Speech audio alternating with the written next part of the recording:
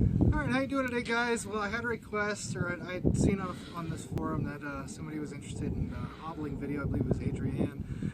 This is my 8-year-old mare, Bella. She has never been hobble trained, and she's got a little bit of, I guess we'll call it spunk, so this might be a little bit interesting, but I want to talk about first the purpose of front hobbles. The purpose of front hobbles is to keep your horse stationary. So I do my best to teach the horse not to walk forward during this whole thing. I teach them that they can disengage, they can back up, but I really try not to get them moving forward, because then they can get into this kind of rabbit hop, and it kind of defeats the whole purpose of learning what hobbling is for. So what I'm going to use is these are just some real basic strap hobbles. And the reason I use these is because the first phase of my hobble training is to take away one leg of the horse at a time to teach them to move around on 3 legs. That way, when we take away both front legs from their movement, they don't completely go into this conniption fit of what we're trying to accomplish. So the first thing I need to be able to do with my horse to hobble train is I need to be able to just simply pick up a foot. So what I'm actually going to do is I'm going to grab a hold of this. You got to keep yourself in a very safe position, but what I'm actually going to do is I'm going to strap this first leg right here up to where she can't put it down. That's where this kind of hobble really comes in handy. Not that the chain hobbles are bad by any means. It's just this hobble works really well because I can put it right below this last joint, right above the hoof, and I can tighten this enough to where she can't squeeze out of it, but at the same time she learns to operate without a hoof. So this is where things might get a little bit interesting, because I'm gonna grab my stick and string here, and you see she's already trying to put her foot down.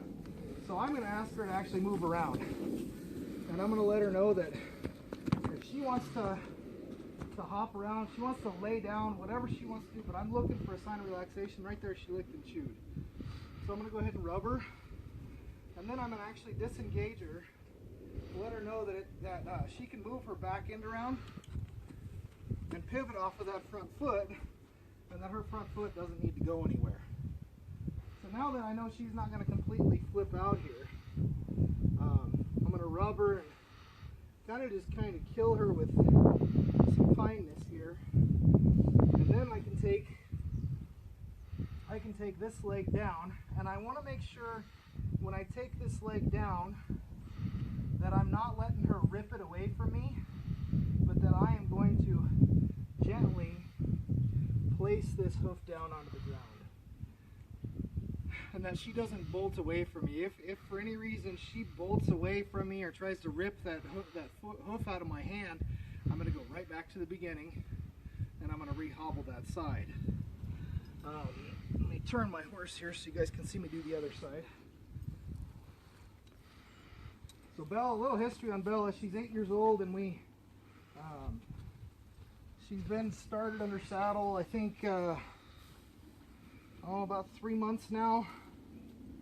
She's got, I think, right at about 30 rides on her. So she's still pretty new to all this. She got a late start in life, but she's been a real wonderful horse for me. So you do get a little bit of, you might get a little transference from one side of the brain to the other. She might remember that I just tied her foot up on the other side and might try to get away from me. It's better if she doesn't, because then we're not really stressing her out too much. But front hobbling's the easy part. It's much more involved. It's much more involved if you're going to get into side hobbling, cross hobbling, 3-legged hobbling. But today we're just gonna talk about front hobbles. It doesn't have to be super exciting. It doesn't have to be dangerous for you or the horse.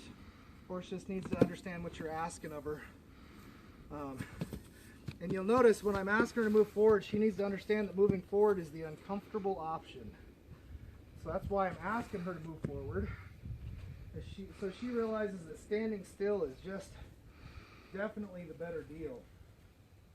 Again, I'm going to go in and I'm going to ask her to disengage here.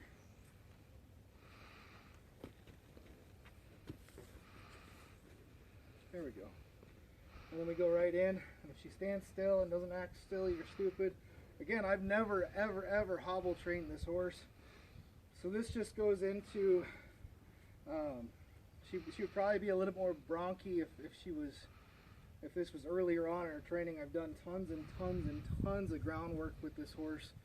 And we've done quite a lot in saddle training, so we have a relationship built. And right there, she's not relaxed, so I'm going to go back to rubbing. You could kind of see that twitch. Go back to rubbing, and then we can take it off. Again, I don't want her to rip this hoof away from me, so I'm gonna, as I'm letting it go here, I'm gonna grab this hoof, and then I want it to be me that's putting it down, and then we go ahead and we rub her again. Now we've only been doing this for a couple minutes, and I can tell you that just by what I've seen here, we can go ahead and hobble her front legs. Now it's really important, you have a lot of holes on this hobble. I do not want to tie her feet completely tight together. That needs to be progressive, and you need to do this more than once. It needs to be a process, just like we do with everything else on a horse.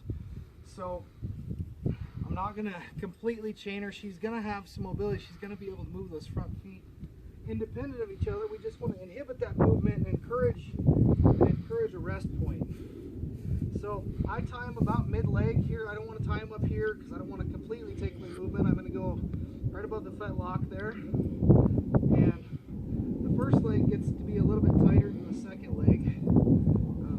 And then I'm going to come right around, and I'm going to, might have to pick this foot up here and then place it where I want it.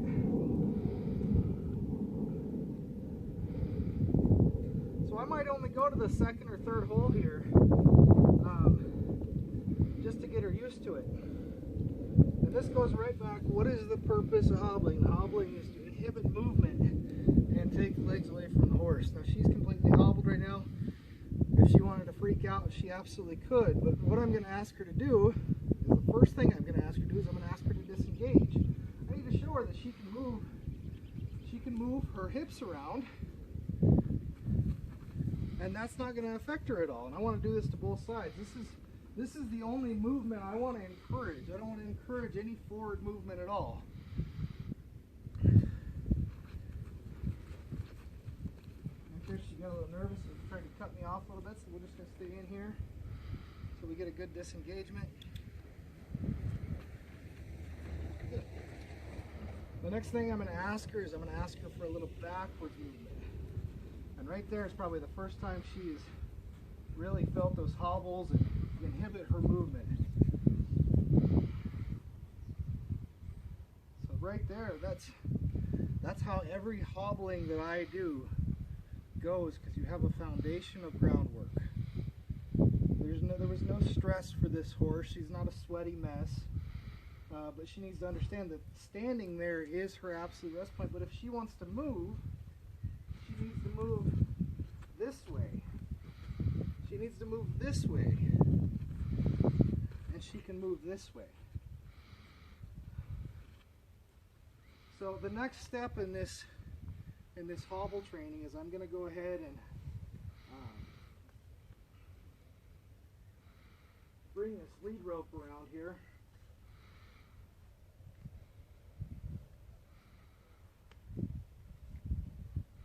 And I'm just going to walk away.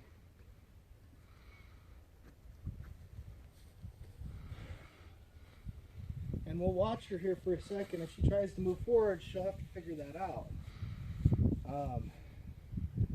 But you can see there, she's thinking about things. She's licking and chewing. She's realizing that, well, he never showed me that I could move forward with these hobbles on, so maybe I should just stand here, because I'm not a big fan of disengaging, because every time I do that, that's work. And every time he backs me up, that's also work, so maybe I should just stand here and relax. And because she is being so nice and calm, maybe where you have to really know your horse. You have to understand what's going through your, or at least have a comprehension of what's going through your horse's mind. We can probably tighten this up a little bit. Another 2 holes maybe.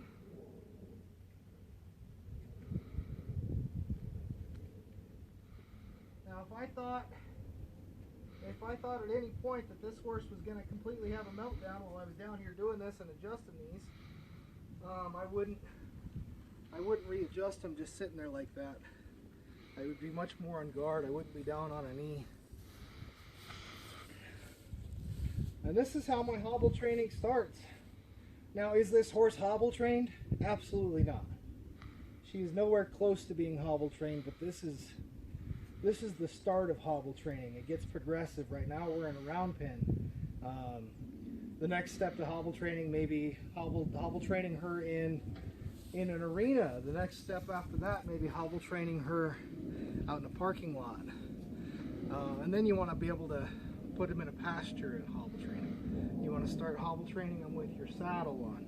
It's all progressive, and it's all at the pace of the horse. And again, I stress, this isn't a time to be stressing and overworking your horse. You can see how absolutely simple this went, to the point to where, now this goes back to the groundwork. See, she learned, she backed up, she took a step there. So this goes back to your groundwork here. This is her first time being hobbled. I'm putting some energy into this.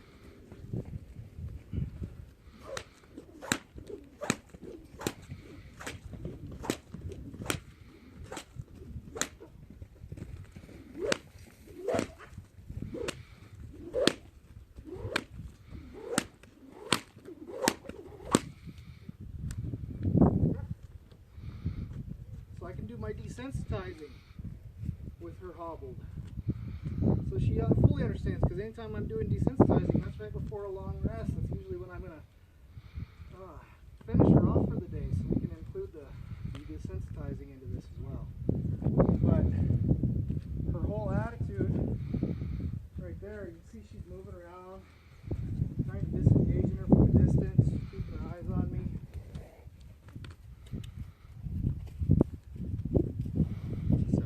This is the only movement I want to train this horse to understand. If you train them to move forward, let me come a little bit closer so that I can ensure you hear this.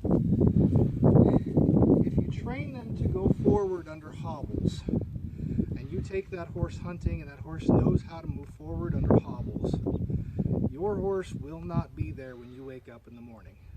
And it completely defeated the entire purpose for hobbling that horse. So if you guys have any further questions, please comment in the comments section. If you're interested in sidelining, cross hobbling, side hobbling, whatever your terminology is, I would be more than happy to talk to you one-on-one about that. But this is kind of the start. This is kind of a freebie lesson for you guys. This is how I hobble my horses. She doesn't have a drop of sweat on her.